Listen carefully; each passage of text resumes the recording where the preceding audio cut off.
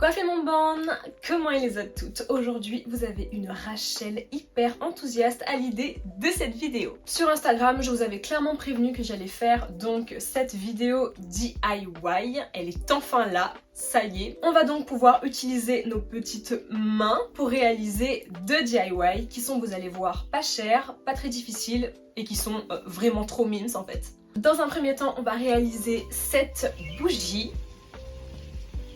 Et ensuite, on va s'attaquer au sac en macramé. Mais avant de commencer la vidéo, j'ai un petit quiz pour toi. Qu'est-ce qui compte énormément pour moi, qui est gratuit pour toi et qui ne te représente pas beaucoup d'efforts physiques en termes de déplacement? Bonne réponse, c'est bien cliquer sur le bouton s'abonner. Vous vous rendez compte de la stratégie de mon appel à l'action? Je vais même pouvoir vous apporter des statistiques scientifiques. 99% des personnes qui se sont abonnées ne le regrettent absolument pas. Abonne-toi, mets un petit j'aime, ça fait trop plaisir, un petit commentaire et sans plus tarder, la vidéo va commencer. On va commencer par le DIY le plus facile, le moins long et le moins cher surtout, cette petite bougie. Donc déjà c'était à l'occasion de la fête des mères que j'avais fait cette bougie pour ma maman, donc ça sent trop bon. Alors j'avais déjà vu sur internet et même dans des boutiques sur l'île de la Réunion des bougies un peu dans ce style là, vous voyez, qui sont un peu comme dans des tasses, dans des bobocos, dans des noix de coco, des bougies avec des cristaux à l'intérieur. Je vous affiche des images et tout en même temps, hein, comme ça vous voyez dans ma tête comment je voyais la chose. Des cristaux, des fleurs séchées, des paillettes, whatever. Vous voyez, genre ce genre de bougie là. Les gars, ça coûte quand même une blinde. En tout cas, moi j'avais vu dans un magasin à Saint-Pierre, c'est un concept store qui vend des chaussures, des bijoux, des vêtements et qui vendait aussi des trop belles petites bougies comme ça. 30 euros 30 euros 30 euros une bougie comme ça. Donc je me suis dit mais c'est pas possible. Donc, alors ok, moi je suis pas du tout une artisan bougie, une faiseuse de bougies de qualité, de luxe, etc. Mais je me suis dit que quand même, si je veux un résultat qui est visuellement approximativement ressemblant à ce que j'ai vu, ben je peux le faire moi-même en fait. Alors, je vais vous laisser avec le reste de la vidéo parce que ça va partir un peu en mode vlog. Vous allez voir, je vous ai emmené avec moi pour vous montrer un peu ce que j'ai acheté au magasin. Voilà, tout simplement pour les matières premières de cette bougie. Donc je vous laisse avec le reste de la vidéo et on se retrouve quand la bougie est finie. Alors je suis allée au nouveau centre Accor de Saint-Pierre pour pouvoir trouver mes matières premières. Dans le magasin, je me suis directement dirigée vers le rayon bougies et j'ai donc trouvé des bougies blanches simples, c'est exactement ce dont j'avais besoin. Et juste à côté des bougies, il y a le rayon des pots pourris et je voulais que ma bougie soit un peu dans les tons rosés, donc j'ai pris un petit sachet avec des fleurs roses. Pour la tasse de thé, j'étais obligée de changer de magasin, donc je suis allée chez Ravat Déco et j'ai trouvé cette petite tasse. Maintenant qu'on a tous nos éléments, on va pouvoir commencer la préparation. Alors là, rien de plus simple, je vais faire fondre mes bougies au bain-marie. Donc là, pour les faire fondre plus vite, je les ai cassées en deux.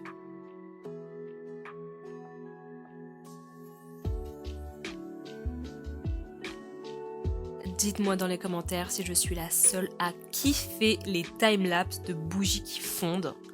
S'il vous plaît, c'est juste incroyable. Et une fois que tout est fondu, on récupère les fils. Je vais maintenant pouvoir scotcher un petit bout de mèche au fond de ma tasse que je vais venir sécuriser avec une paire de baguettes juste pour la maintenir bien droite. Je vais mettre des petites fleurs séchées au fond pour juste cacher la couleur jaune de mon scotch et on verse notre cire de bougie liquide.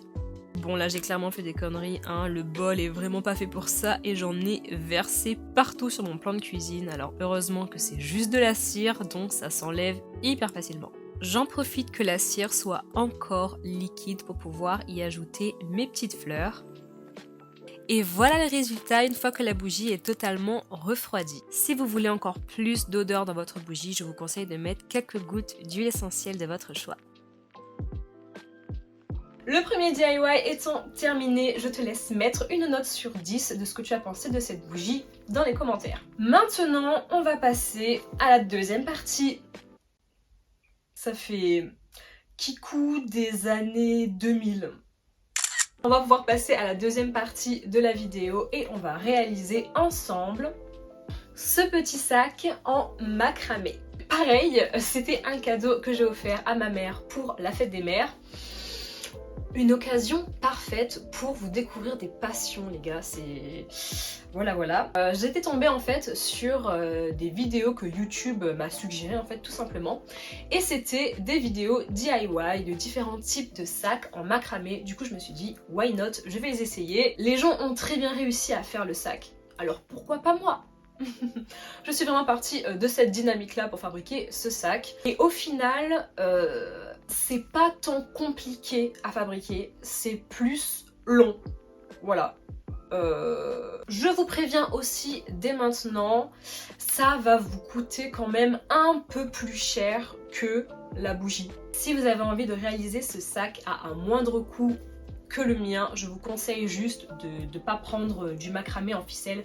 Prenez un autre type de fil qui est toujours un peu épais mais moins cher que du macramé, si vous trouvez. Voilà, ça va, c'est pas excessif, vous voyez, mais je pensais que ça allait être un peu moins cher. Donc si vous voulez du encore moins cher que ça, prenez juste un fil qui coûte moins cher. Voilà. Je vous laisse donc avec la suite de la vidéo pour vous montrer comment je l'ai réalisé. C'est parti. Pour ce DIY, vous allez avoir besoin de fils de macramé ainsi que 2 anses en bois. Alors moi, les 2 articles, je les ai trouvés chez Maison Bagnan à Saint-Pierre. On va réaliser ce sac en 4 parties différentes, donc on va d'abord commencer par le devant du sac.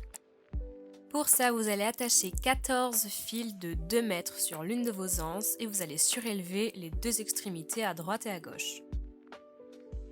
On va pouvoir y attacher 5 fils de 2 mètres de chaque côté. Pour vous repérer correctement, prenez les 4 fils du milieu. Au final, vous avez 8 brins. Séparez les 8 brins en 2 et on va commencer avec les 4 premiers brins sur la gauche. La première difficulté de ce sac, c'est bien évidemment d'apprendre le nœud carré. Donc j'espère que l'image vous parle d'elle-même parce qu'à expliquer ça va être un peu compliqué. Mais ce sac va entièrement être réalisé avec des nœuds carrés. Souvenez-vous juste que pour faire un nœud carré, il faut 4 brins à chaque fois.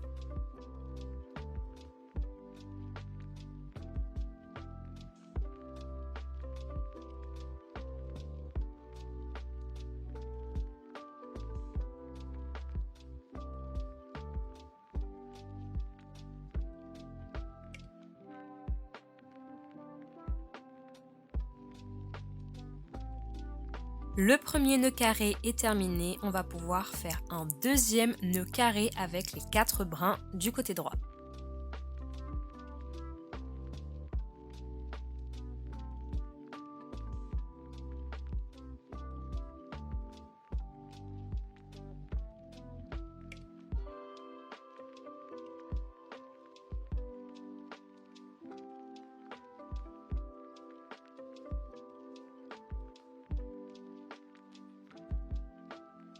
On continue notre sac en commençant en haut à gauche. Vous allez sélectionner le premier fil qu'on a attaché sur le côté gauche et l'additionner avec un brin sur sa droite et un brin sur sa gauche.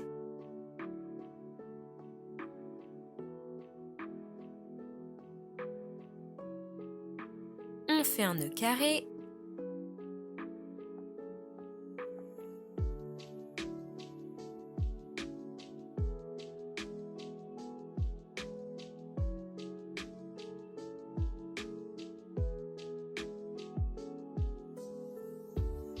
Et on va continuer en descendant jusqu'au centre.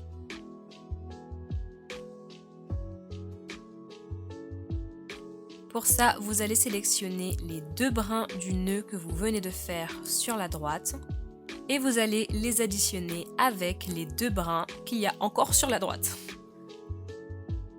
Souvenez-vous, on a besoin de 4 brins à chaque fois. On répète donc cette action jusqu'à arriver au centre.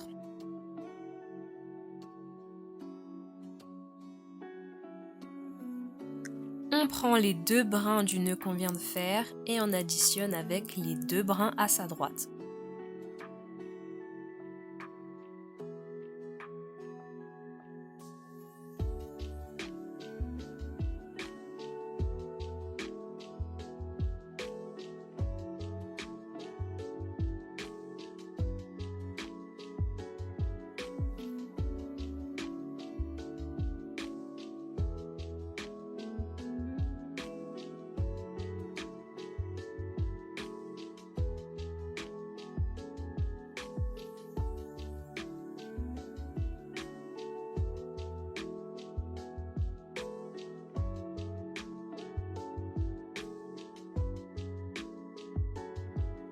Les nœuds sont en quinconce, donc on va pouvoir réaliser un nouveau nœud carré sous ces 2 nœuds-là.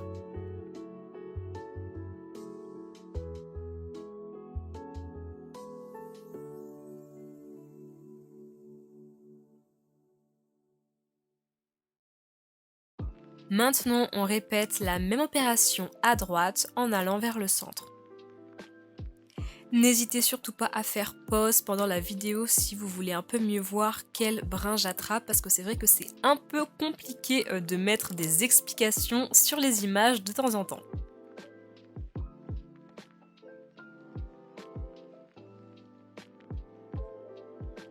Maintenant que le côté droit est fait, je vous mets un petit repère pour que vous puissiez repérer le centre en fait.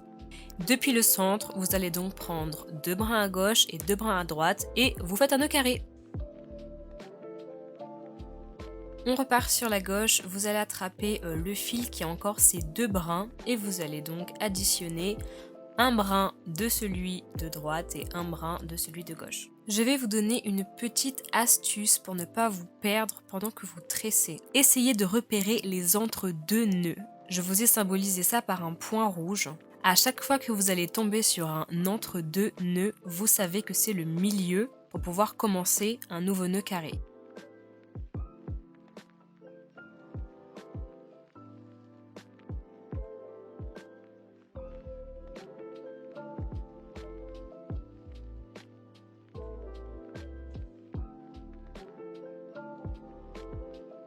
Après avoir fait les 2 premières rangées de nœuds, vous pouvez donc détacher les 2 fils sur les extrémités parce qu'on va pouvoir les additionner dans notre sac.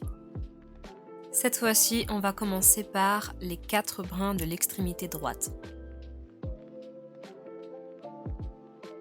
Quand on travaille sur les extrémités, je vous conseille d'utiliser un stylo, vous allez voir pourquoi. Vous faites donc un nœud carré normal. Mais au dernier moment, avant de serrer, vous allez placer le stylo pour laisser en fait un espace.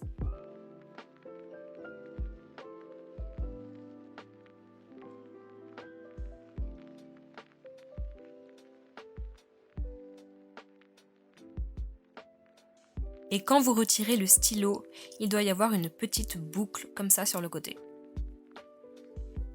On répète exactement la même action à gauche.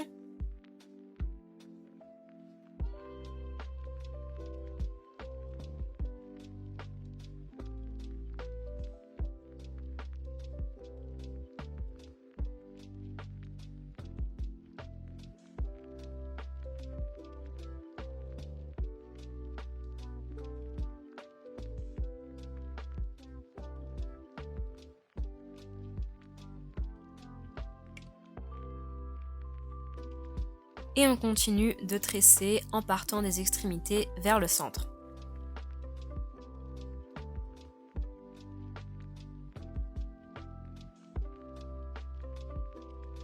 Encore une fois, essayez vraiment de repérer les entre-deux nœuds parce que c'est vraiment votre point de repère pour déceler le centre.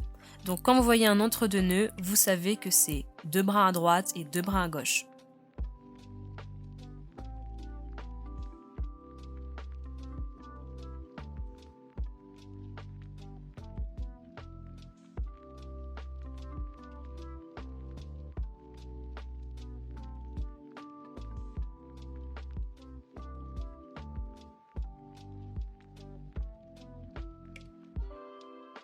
Plus vous allez tresser, plus vous allez voir les nœuds qui commencent à se dessiner en diagonale.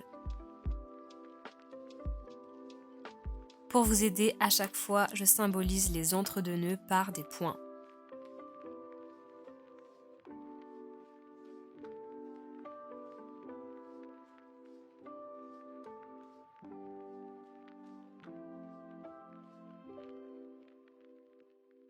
Faites une pause quand vous avez réussi à aligner tous les nœuds carrés. Oui, entre-temps, il y a une tache qui est apparue sur le mur. C'est parce que j'ai éclaté un moustique, mon gars. Il était plein de sang. C'est la partie la plus longue. Vous devez tresser jusqu'à obtenir 10 boucles sur les côtés. À ce stade-là du sac, il y a un twist. Donc, vous allez repérer un entre-deux nœuds et on va faire un nœud carré un peu spécial. Le brin tout à gauche va chevaucher son voisin et le brin tout à droite va lui aussi chevaucher son voisin. C'est un peu drôle dit comme ça, mais j'espère que vous allez comprendre.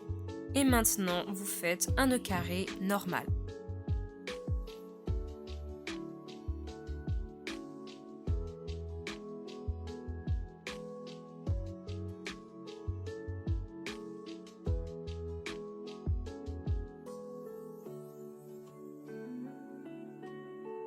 On va répéter ces nœuds carrés twistés sur toute la ligne en se basant sur les entre-deux nœuds.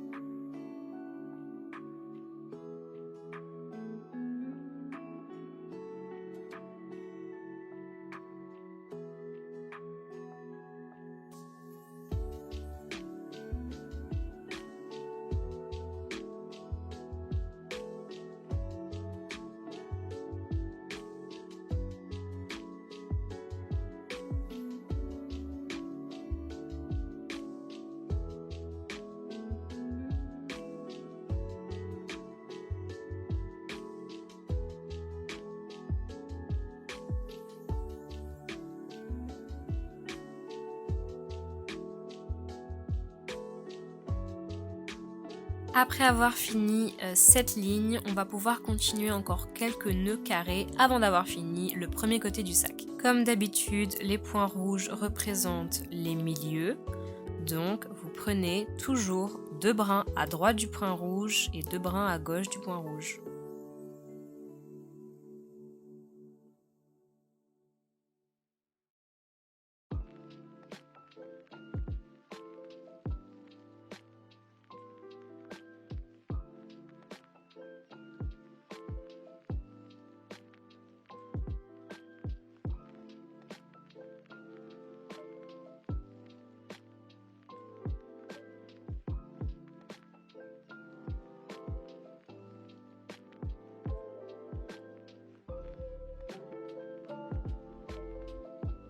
Vous vous arrêtez de tresser quand vous avez réussi à aligner 4 nœuds en diagonale de chaque côté du sac. L'avant du sac est à présent terminé, je vous laisse faire l'arrière. Moi je l'ai terminé, je l'ai tressé hors caméra.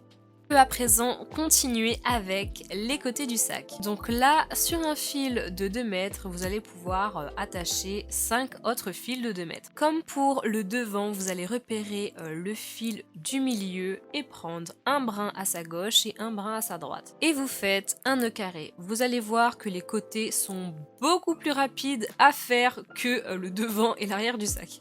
On continue avec les 4 brins à l'extrémité gauche. On se munit de notre stylo et on fait un nœud carré.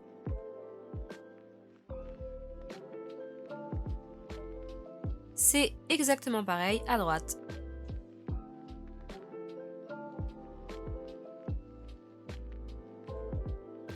On repère l'entre-deux nœuds et on fait un nœud carré. Vous allez voir qu'une fois que vous avez pigé la technique, le sac est juste long.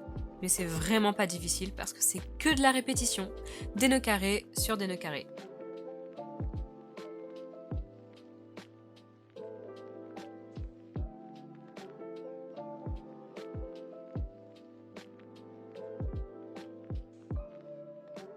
Alors, pause.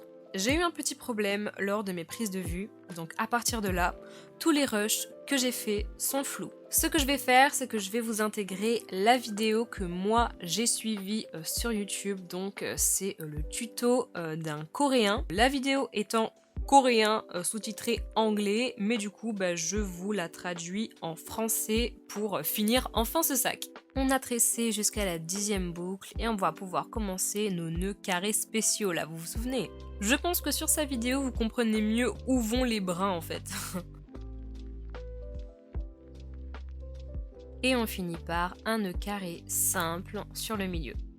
Et on compte donc 3 nœuds comme ceci.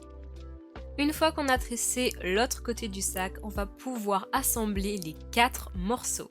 Et pour ça, c'est très simple, vous allez prendre un fil supplémentaire et vous voyez les boucles qu'on a laissées avec notre stylo là, c'est là que ça rentre en jeu. Donc vous allez faire serpenter votre fil dans les boucles pour pouvoir sceller toutes les parties ensemble.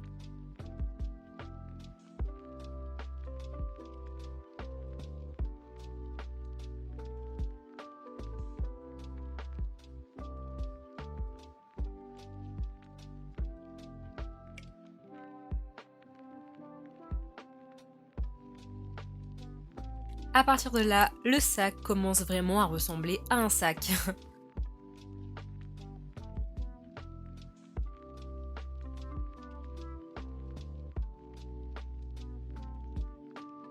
Une fois que toutes les parties sont rattachées les unes aux autres, vous allez pouvoir retourner le sac vers l'intérieur. Et pour finir, on va tresser le fond du sac. On part du fil qu'on a utilisé pour relier les morceaux entre eux, donc ça fait 2 pans de fil sur le milieu. Et là, on va utiliser chaque extrémité pour faire encore des nœuds carrés.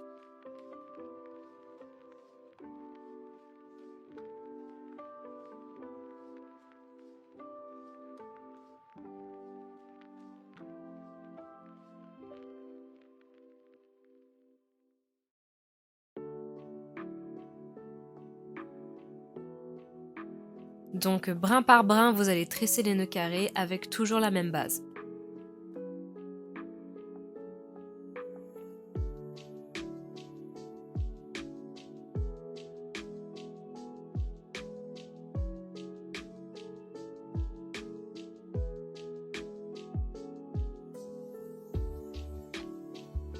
Arrêtez-vous une fois que vous avez fait 6 nœuds. On refait exactement la même chose pour les 3 autres coins du sac.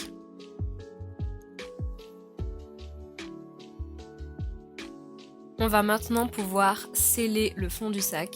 Les 4 brins qui arrivent au centre, vous vous en servez pour faire un nœud carré.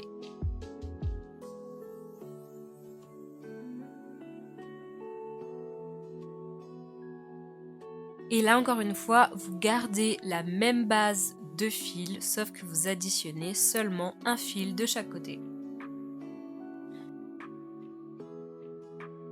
Juste là, il faut que vous fassiez attention que les 2 brins à droite, à gauche soient symétriques.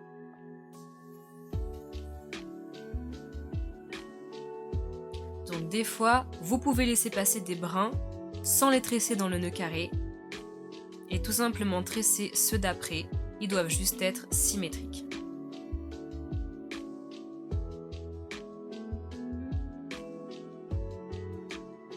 Le sac est quasiment terminé, il nous reste juste à refermer ce trou, gardez les fils du milieu et faites-en une boucle et vous allez pouvoir continuer les nœuds carrés avec. On va en fait enfermer cette boucle dans les nœuds carrés.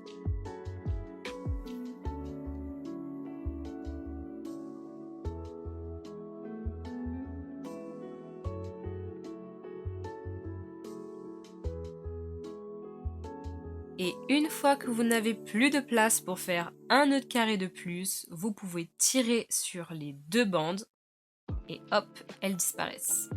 On va maintenant pouvoir couper les excès de fil, retourner le sac et c'est enfin terminé. J'espère que j'ai été un maximum claire dans mes explications, surtout pour le sac, voilà, parce qu'en plus, vu que c'est de la corde, vous voyez, j'espère que visuellement ça a marché. C'est la toute première vidéo DIY sur ma chaîne, voilà, et je dois vous avouer que filmer et faire la chose en même temps, c'est un petit peu plus compliqué que juste la faire sans caméra, sans mettre le set, sans faire en sorte que le cadrage soit bon, etc. Donc je me suis un petit peu cassé la tête pour cette vidéo, ça mérite large un j'aime et un abonnement. Alors maintenant que vous avez les tenants et les aboutissants pour faire ces deux petits DIY, dites-moi dans les commentaires lequel vous allez prochainement réaliser peut-être, et aussi lequel vous avez préféré.